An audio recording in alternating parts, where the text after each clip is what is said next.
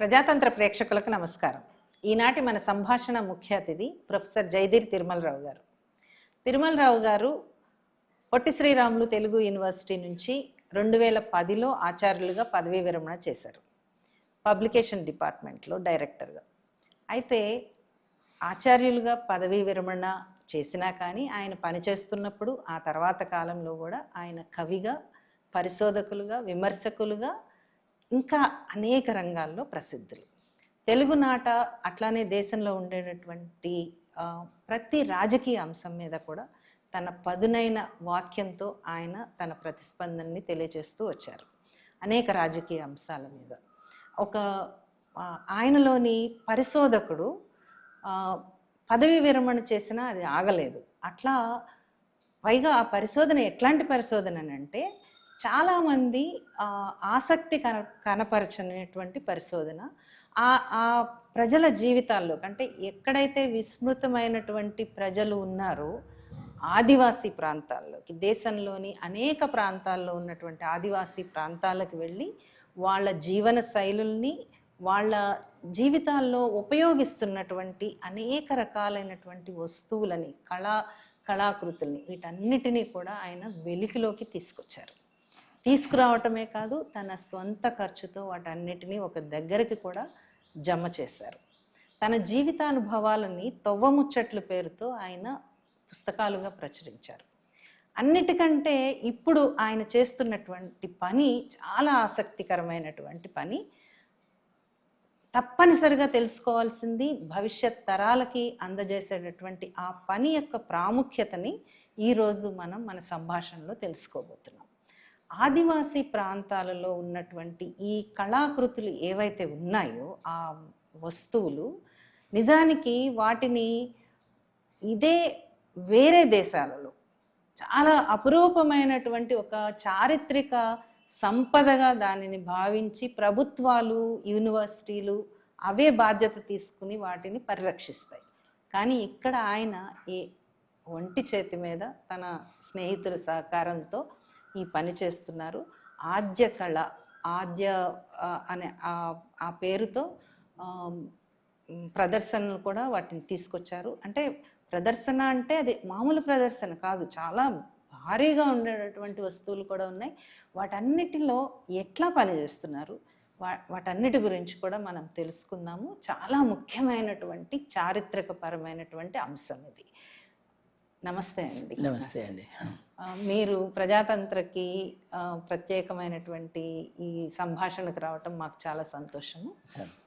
ఈ ఆద్య కళకు సంబంధించి మీరు చేస్తున్నటువంటి కృషి వివరిస్తారు. ఆద్య కళ, ఆది కళ, ఆదిమ కళ, ఆదివాసీల కళ, మూలవాసుల కళ, సంస్కృతి, నాగరికతలు, చరిత్ర కూడా. ఆదివాసీలు చరిత్రకు ఎప్పుడు దూరంగా లేరు. వాళ్ళు ఎప్పుడూ చరిత్రని నిర్మించే క్రమంలోనే ఉన్నారు. సమ్మక్క సారమ్మల కాలం నుంచి మనకు తెలుగు నేల మీద అల్లూరి సీతారామరాజు, కొమురం భీం, దానికంటే ముందు రామ్జీ గోండు, ఇలా అనేక మంది త్యాగాలు చేశారు మన కోసం.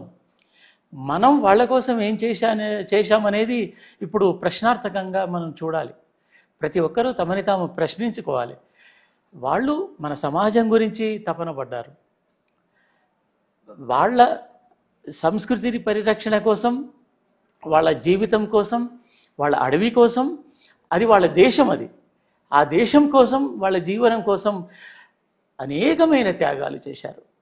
ఒకే ఒక్క మర్రి చెట్టుకి 300 మంది గోండులని హ్యాంగ్ చేశారు, ఉరితీశారు. రామ్జీ గోండు నాయకత్వంలో జరిగిన ఉద్యమంలో పాల్గొన్న వాళ్ళని.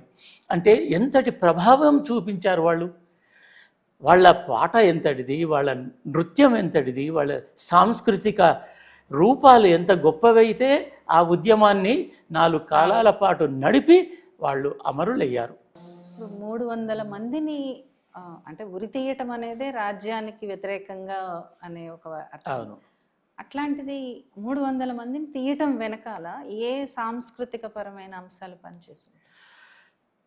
వాళ్ళ సంస్కృతి విలక్షణమైంది, శక్తిమంతమైంది. వాళ్ళ సాంస్కృతిక జీవులు.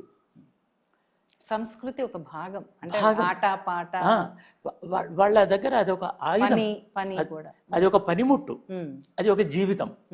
కాబట్టి వాళ్ళు చాలా తొందరగా ఐక్యమవుతారు, తొందరగా అర్థం చేసి సాంస్కృతిక భాషలో వాళ్ళ వ్యక్తీకరణలు ఉంటాయి, అవి గుండెకు తాకుతాయి. తాకినప్పుడు వాళ్ళ ఒకరి బాధ అందరి బాధగా భావిస్తారు, ఒకరి ఆట అందరిది ఆట, ఒకరి పాట అందరిది. అక్కడ వ్యక్తిగతం కన్నా సామూహికమే. ఎస్, ఈ సామూహిక జీవితం యొక్క ప్రత్యేకత ఏంటంటే వాళ్ళు ఒక మిలిటరీ ఫోర్స్ విజిలేస్తే లేచి నిలబడ్డట్టుగా వాళ్ళు ఒక మాట, ఒక గానం, ఒక చరణం, ఒక కేక, అది సాంస్కృతిక రూపంలో వాళ్ళని చైతన్యపరుస్తుంది. ఒక ఢంక, అది ఆ శబ్దం, ఆ మ్యూజిక్, ఇదన్నీ కూడా వాళ్ళని అలర్ట్ చేస్తాయి. వాటిల్లో సంభాషించుకుంటారు, వాటిల్లో తమ బాధలని గాథలని పంచుకుంటారు. ఇంతటి ఒక సాంస్కృతిక మూలము ఉన్నటువంటి జాతులు చాలా తక్కువ. ఆ తర్వాత మైదాన ప్రాంతాల్లోకి వస్తున్న కొద్దీ అది తగ్గుతూ వచ్చింది. ఇప్పుడు నాగరికత సిటీకి వచ్చేసరికి సాంస్కృతిక భాష లేదు.